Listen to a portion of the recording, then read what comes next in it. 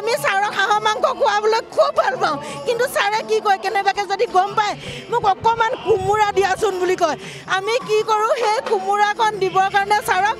মাংসৰ পৰা টুকি পেলাই কোমোৰাকণ দিওঁ কাৰণ হাঁহৰ মাংস খালে ছাৰৰ অপকাৰ হয় আমি মাগুৰ মাছ আৰু ভেদাইলতা ছাৰক যেনে তেনে বনাই খুৱাওঁ ছাৰে খাই বৈ অকণমান ৰেষ্ট লোৱাৰ পাছত আমি ছাৰক উঠাৰ লগে লগে লাল চাহ একাপ দিওঁ ছাৰে খুব ভাল পায় লাল চাহ একাপ খায় আচলতে তিতাবৰ সমষ্টিৰ মানুহে ছাৰৰ খোৱা তালিকাখন আমি সুন্দৰৰূপে জানো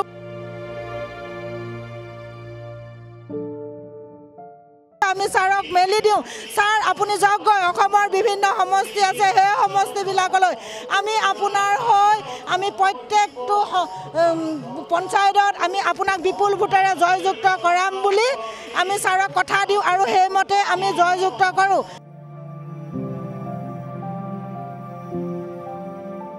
আৰু মই ছাৰৰ হৈ বিশেষ নকওঁ শেষ শ্ৰদ্ধাঞ্জলি আজি জনাইছোঁ আৰু আজিও থাকিম কালিলৈ শেষ মুহূৰ্তত ছাৰক চুমাখান থৈ পুনৰ তিতাবৰলৈ যামগৈ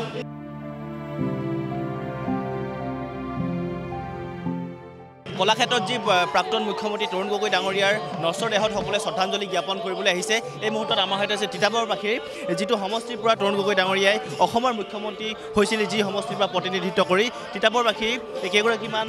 মহিলা আছে তেখেতলোকৰ পৰা আমি জানিবলৈ বিচাৰিম তিতাবৰৰ পৰা আহিছে মই তিতাবৰৰ পৰা আহিছোঁ মই আচলতে ছাৰৰ 3 দিনৰ আগৰ পৰা ছাৰৰ লগত আছোঁ ছাৰৰ মৃত্যু আগমুহূৰ্ততো আছোঁ অন্তিম মুহূৰ্ততো ছাৰৰ লগত আছোঁ ICUতে ছাৰক সম্বৰ্ধনা জনাইছোঁ কালি গৈ ঘৰ পালোগৈ কিন্তু মই শান্তি নাপালোঁ আজি পুনৰ আকৌ আহিবলগীয়া হ'ল যাৰ নেতৃত্বত আমাৰ তিতাবৰ সমষ্টিখন বিভিন্ন ৰাস্তা পদূলিৰ পৰা ধৰি সকলো দিশতে আগবঢ়াই নিছিলে অসমৰ এটা বিধ্বংসী ৰূপৰ পৰা ছাৰে ইমানখিনি মুহূৰ্তত পালেহি আজি সকলো কৰ্মচাৰীকে ধৰি বিভিন্ন ধৰণৰ মানে কৃষকলৈকে ছাৰে আঁচনি প্ৰস্তুত কৰি পেলাই এখন সুন্দৰ অসম ৰূপ দিছিলে বহু কল্পনা আছিলে ছাৰক তিতাবৰ সমষ্টিৰ পৰা আমি সদায় সন্মান কৰিছিলোঁ আজি আমি সঁচাকৈ মৰ্মাহত হৈছোঁ আমাৰ এজন পিতৃক হেৰুৱাইছোঁ আমি আমাৰ পিতৃক হেৰুৱাই আমি যেনেধৰণে ভাগি পৰিছোঁ সঁচাকৈ আমাৰ ক'বলৈ ভাষা নাই তিতাবৰ সমষ্টিৰ লগতে সমগ্ৰ অসমখন আজি ভাগি পৰিছে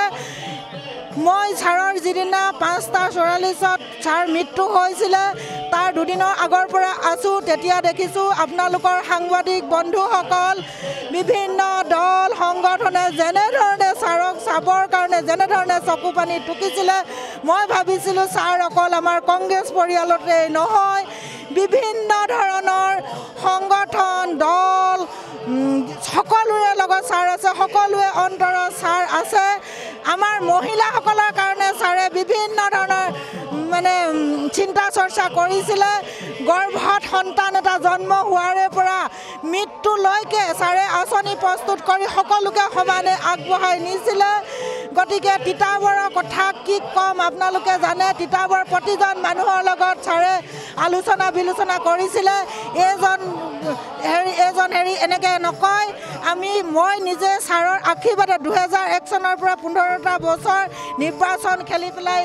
মানে জয়ী হৈছোঁ আৰু ছাৰে যি মুহূৰ্ততে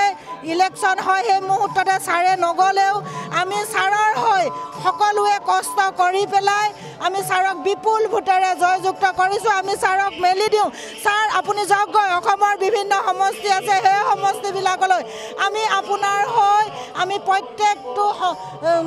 পঞ্চায়তত আমি আপোনাক বিপুল ভোটেৰে জয়যুক্ত কৰাম বুলি আমি ছাৰক কথা দিওঁ আৰু সেইমতে আমি জয়যুক্ত কৰোঁ ছাৰৰ খাদ্য তালিকাখন আমি তিতাবৰ সমষ্টি প্ৰতিগৰাকী মহিলাই সুন্দৰৰূপে বনাই লৈছিলোঁ ছাৰে কি খাই ভাল পায় কি কৰি ভাল পায় গতিকে এইখিনিৰ পৰা মই আৰু বিশেষ ক'ব লগা আছে তিতাবৰ আপোনালোকৰ সৈতে যি আত্মিক সম্পৰ্ক আছিল আপোনালোকৰ ব্যক্তিগত সম্বন্ধ এই মুহূৰ্তত কি ধৰণে স্মৰণ কৰিব ছাৰক ব্যক্তিগত সম্বন্ধ মোৰ পৰিয়ালত মোৰ ল'ৰা বিয়া আছিলে মোৰ ল'ৰা বিয়াত ছাৰে অকল ল'ৰাটো বিয়াৰ কাৰণে 9টা বজাতে গৈ গধূলি 4টা বজালৈকে ছাৰে বহি আছেগৈ তাৰ লগতে মোৰ গোটেই পৰিয়ালে ছাৰক নিজৰ পিতৃ হিচাপে পায়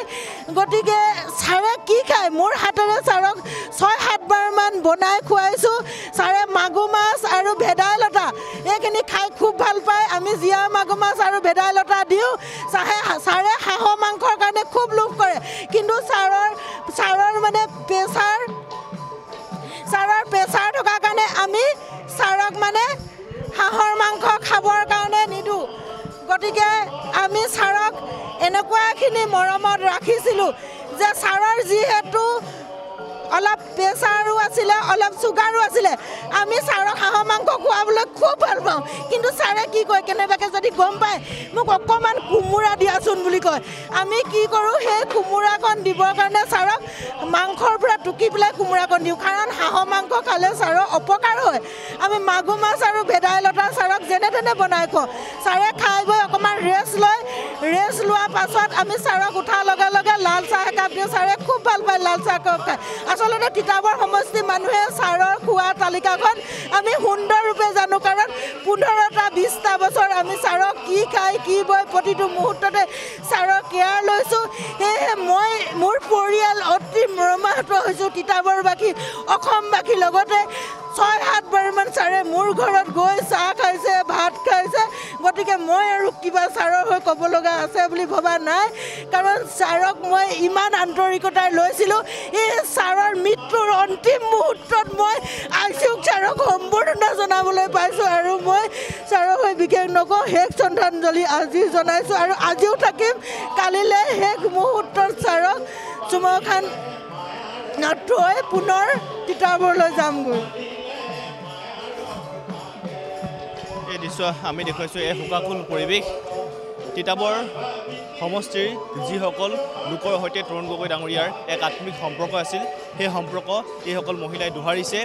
তেখেতে কি খাই ভাল পাইছিল কি খাই বেয়া পাইছিল এই সকলোখিনি কথা তিতাবৰ সমষ্টিবাসী ৰাইজে তিতাবৰ সমষ্টিৰ যিসকল লোকে তেওঁৰ সৈতে সম্পৰ্ক আছিল সেই সকলোকে এই মুহূৰ্তত স্মৰণ কৰিছে আৰু কেৱল চকুলো আমি কৈছোঁ তৰুণ গগৈ ডাঙৰীয়াৰ যি তেখেতৰ খাদ্যাভ্যাস খাদ্যৰ তালিকা তেখেতে কি খাদ্য খালে অপকাৰ হয় কি খাদ্য নাখালে তেখেতৰ অপকাৰ নহয় এই সকলোবিলাক কথা তিতাবৰবাসীয়ে জানিছিল অৰ্থাৎ আমি ক'ব লাগিব যে এজন জননেতাৰ তেখেতৰ ব্যক্তিগত জীৱনৰ সম্পৰ্কেও তিতাবৰবাসীয়ে সমষ্টিয়ে জানিছিল এই শোকাকুল পৰিৱেশ এই সকলো লোক আহিছে তিতাবৰবাসীৰ পৰা আৰু এওঁলোকে শ্ৰদ্ধাঞ্জলি জনাইছে আৰু বহু সংখ্যক লোক এতিয়াও এই মুহূৰ্ততো আহি আছে আমি সেই দৃশ্য আমি ঈশান নিজৰ দৰ্শকসকলক দেখুৱাইছোঁ